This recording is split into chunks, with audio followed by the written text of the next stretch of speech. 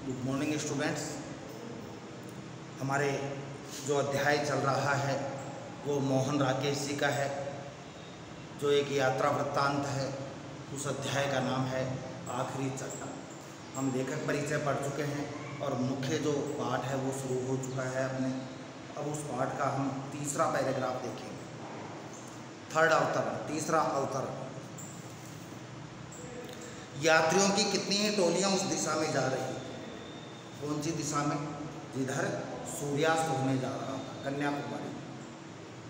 मेरे आगे कुछ मिशनरी युवतियां, जो अंग्रेज युवतियां थी,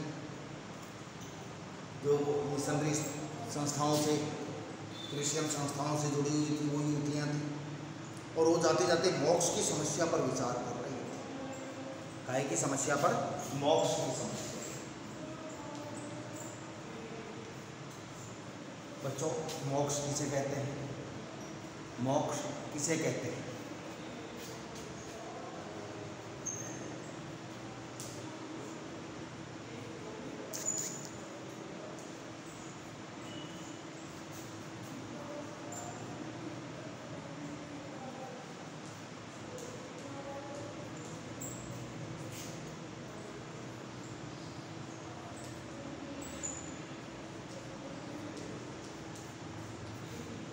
जीवन मरण के बंधन से मुक्त हो, मोक्ष का। न जीव जन्म ले न मरे। भाई जन्म ही नहीं लेगा तो मरेगा नहीं, मरेगा ही नहीं तो जन्म नहीं लेगा। ईश्वर के परम धाम में परम पद को प्राप्त कर लेना मोक्ष कहला। तो मोक्ष की समस्या पर विचार कर रही थी। मैं उनके पीछे पीछे चलने लगा। मैं भी उनके पीछे पीछे चलने लगा। क्यों चलने लगा? चुपके से मोक्ष का कुछ रहस्य पा लेने के लिए कि भाई कोई मोक्ष के बारे में तगड़ा रास्ता बता दे मोक्ष प्राप्ति के लिए, मुझे भी कुछ मोक्ष का रहस्य मिल जाए। इसलिए जो उनकी बातों से कहीं रहस्यमय आकर्षण उनके युवा शरीरों में था। उनकी बातों से ज़्यादा आकर्षण, वो जवान लड़कियां थी तो उनके शरीर में ज़्यादा आकर्षण था। मेरा मन उनका शरीर को देख रहा था, न कि उनकी बातों को ध्यान से सुन रहा था। और पीली रेत की पृष्ठभूमि में उनके लबादों के हिलते हुए सफ़ेद सियारन बहुत आकर्षक लग रहे थे। उन्होंने जो लबादे ढीले ढाले कपड़े पहन रखे थे, लाल सफ़ेद रंग के, वो बहुत आकर्षक, बहुत सुंदर लग रहे थे। मोक्ष का रहस्य भी बीच में ही था। मोक्ष की बात अभी चली रही थी उनकी, बीच में ही था कि हम लोग टीले पर पहुंच गए। यह वह सैंड हिल थी, पहाड़ी चोटी। यह वह स्थान था जिसकी चर्चा मैं वहाँ पहुँचने के बाद से ही सुन रहा था। लोग वहाँ सैंड हिल की चर्चा कर रहे थे। जगह का नाम है बच्चों। सैंड हिल पर बहुत से लोग थे, हमसे पहले भी बहुत लोग थे। 8-10 नवयुवतियाँ, 6-7 नवयुवक और 2-3 गांधी टोपियों वाले व्यक्ति। 2-3 ऐसे आदमी थे जिन्होंने गांधी टोपी धारण कर रखी थी, पहन रखी थी।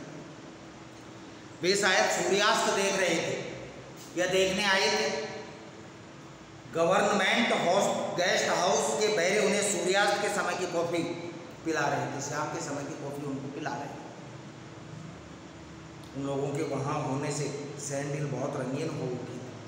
भाई कोई जगह हो घूमने फिरने की और वहाँ सुंदर सुंदर लड़कियाँ हों तो वो जगह और भी सुंदर लगने लगे।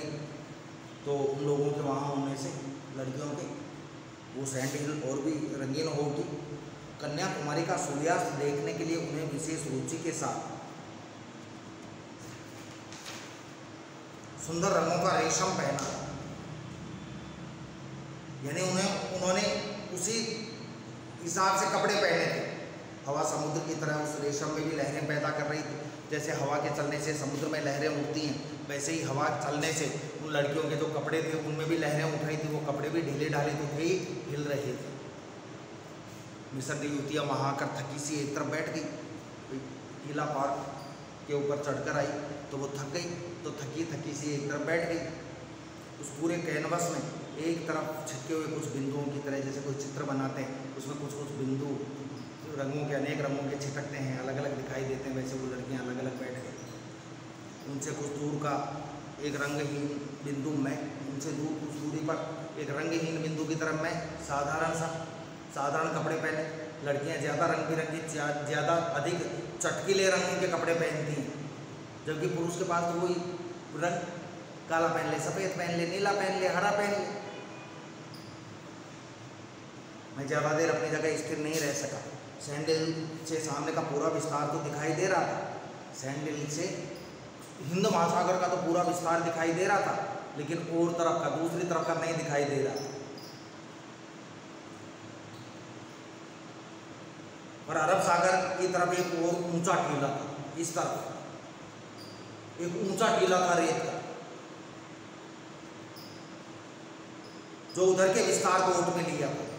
हिंद महासागर और बंगाल की खाड़ी का विस्तार दिख रहा था, लेकिन अरब सागर का नहीं दिख रहा था। क्यों नहीं दिख रहा था?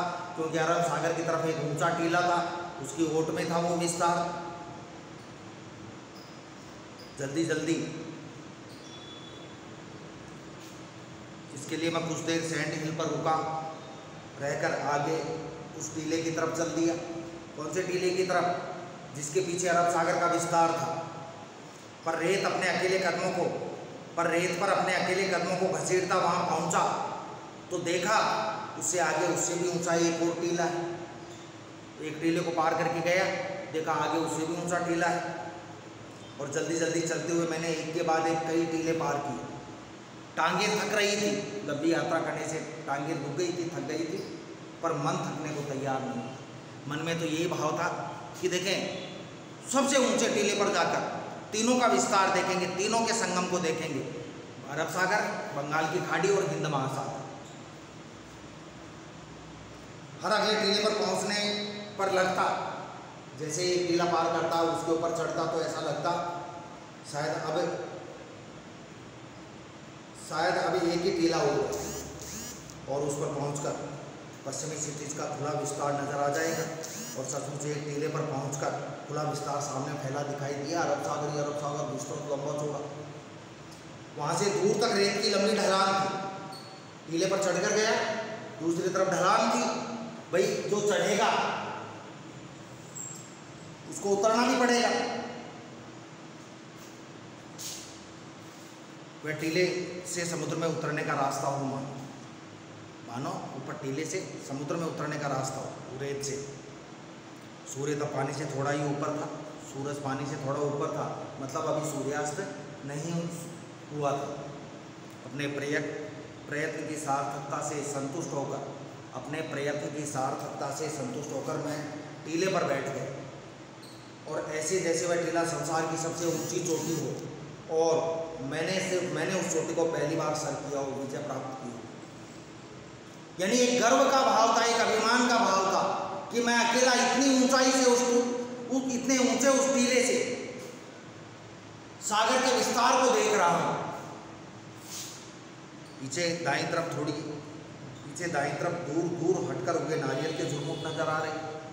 दाईं तरफ थोड़ा दूर नारियल के पेड़ नजर आ रहे थे, झुरमुट, क्योंकि थोड़ा अंधेरा होने लग गया था, थोड़ा हल्का, इसलिए साफ नजर नहीं आ रही।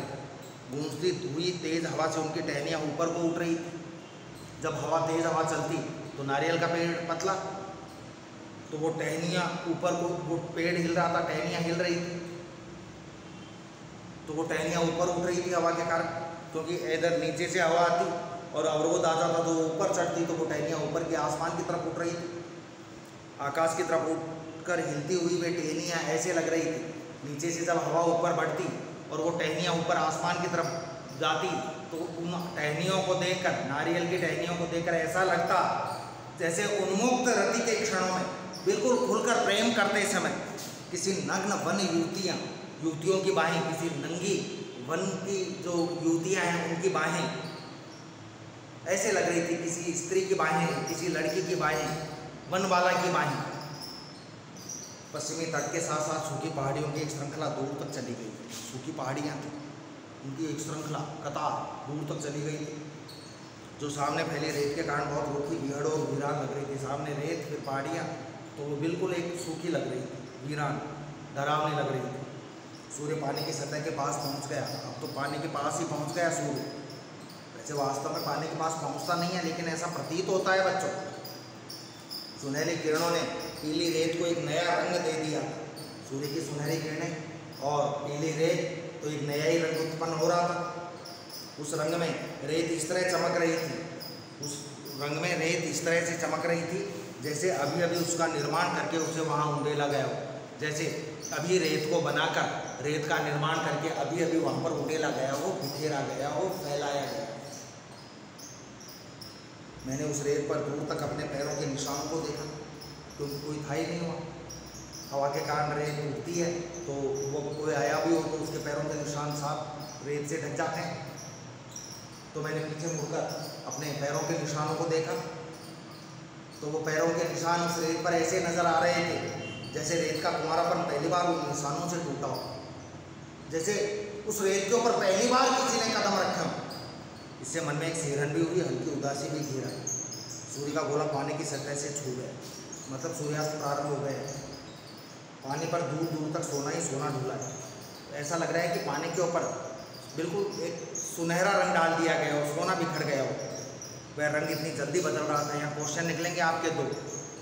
वह रंग इतनी जल्दी बदल रहा था कि किसी भी एक क्षण के लिए उसे एक नाम दे सकना असंभव था।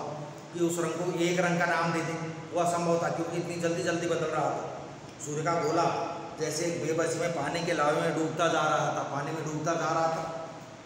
धीरे धीरे वह पूरा डूब गया, मतलब सूर्यास्त हो गया। कुछ क्षण पहले जहाँ सोना बह रहा था वहाँ लहू बह रहा है। बच्चों ध्यान रखना, वो पानी का रंग कैसे, वो रंग कैसे बदल रहा है। सबसे पहले तो सुनहरा रंग,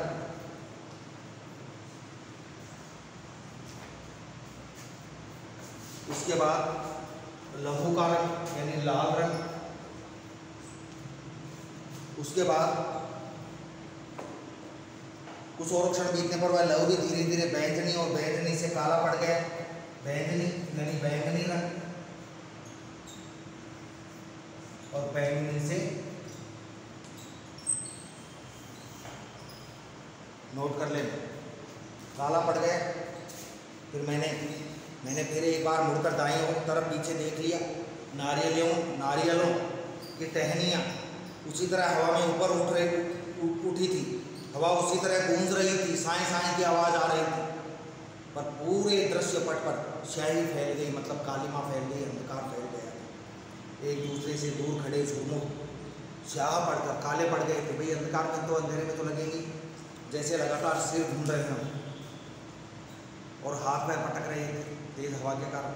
मैं अपनी जगह से उठ खड़ा हुआ और अपनी मुट्ठियाँ भींचता खोलता कभी उस तरफ और कभी समुद्र की तरफ देखता रहा। अचानक ख्याल आया कि मुझे वहाँ से लौट कर भी जाना है, यहीं थोड़े रहना है, वापस भी लौटना है। इस ख्याल से ही शरीर में कंपकपी भर गई। इतनी दूर आ गया, अंधेरा हो गया, अनजान रास्ता, मन में डर लगने लगा। दूर सैंड हिल की तरफ देखा, जहाँ से वो उन टीलों को पार करके गया था। वहाँ स्याही में कुछ धुंधले रंग हिलते नजर आ रहे, हल्का हल्का दिख रहा था। मैंने रंगों को पहचानने की कोशिश की, पर उतनी दूर से आकृतियों को अलग अलग कर सकना संभव नहीं था, क्योंकि तो छोटी दिखाई देती है दूरी से कोई भी आकृति है। मेरे और उन रंगों के बीच स्याह पड़ती रेत के कितने ही टीले थे। मन में डर समाने लगा कि क्या अंधेरा होने से पहले मैं उन सब टीलों को पार करके जा सकूंगा, क्योंकि अनजान था, नया रास्ता, पहली बार आया था। क्या अंधेरा, घना अंधेरा होने से पहले मैं सैंड हिल तक पहुंच सकूंगा। कुछ कदम उस तरफ बढ़ा भी, पर लगा कि नहीं पहुंच पाऊंगा अंधेरा होने से पहले। उस रास्ते से जाऊंगा तो शायद रेत में भटकता रह जाऊँ, रास्ता भूल जाऊँ। इसलिए सोचा बेहतर है नीचे समुद्र तट पर उतर जाऊँ। वो जो ढलान था ना, जहाँ से अरब सागर दिखा था, समुद्र तट पर उतर जाऊँ। तट का रास्ता निश्चित रूप से कैंप होटल के सामने तक ले जाएगा। निर्णय तुरंत करना था, क्योंकि अंधेरा बढ़ता ही जा रहा था। इसलिए बिना और सोचे मैं रेत पर बैठकर नीचे तट की तरफ फिसल गया। पर तट पर पहुंचकर फिर कुछ क्षण बढ़ते अंधेरे की बात भूला रहा। इस बात को भूल गया कि मैं अंधेरा बढ़ रहा है। कारण था तट की रेत, जो पहले भी समुद्र तट पर कई रंगों की रेत देखी थी। कैसे रंगों की रेत देखी थी, ये भी क्वेश्चन है। सुरमई, खाकी, पीली और लाल, सुनहरी, खाकी, पीली और लाल।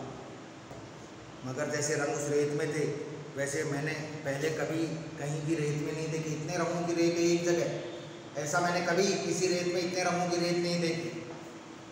कितने ही अनाम रंग थे जिनको हम कोई नाम ही नहीं दे सकते थे। वे एक एक इंच पर एक दूसरे से अलग एक एक रंग कई रंगों की झलक लिए हुए। काली घटा और घनी लाल आंधी को मिलाकर रेत के आकार में ढाल देने के से रंगों के जितने तरह के अलग अलग सम्मिश्रण पाए जा सकते हैं वे सब थे। और उनके अतिरिक्त भी बहुत से रंग थे। मैंने कई अलग अलग रंगों की रेत को हाथ में लेकर देखा और मसल कर वापस छोड़ दिया। रेत में मिल गई। जिन रंगों को हाथों से नहीं छू सका उन्हें पैरों से मसल दिया। मन था कि किसी तरह हर रंग की थोड़ी थोड़ी रेत अपने पास रख लूँ। मन था कि थोड़ी थोड़ी मिट्टी अनेक रंगों के अपने साथ ले चलूँ, रख लूँ, पर उसका कोई उपाय नहीं था। काय में लेता, काय में रखता, काय में ले जाता। यह सोचकर कि फिर किसी दिन आकर उस रेत को बटोरूंगा, थोड़ी थोड़ी रेत इकट्ठी करूँगा, मैं उदास मन से वहाँ से आगे चल दिए अपने होटल तक जाकर। ठीक है बच्चों, धन्यवाद।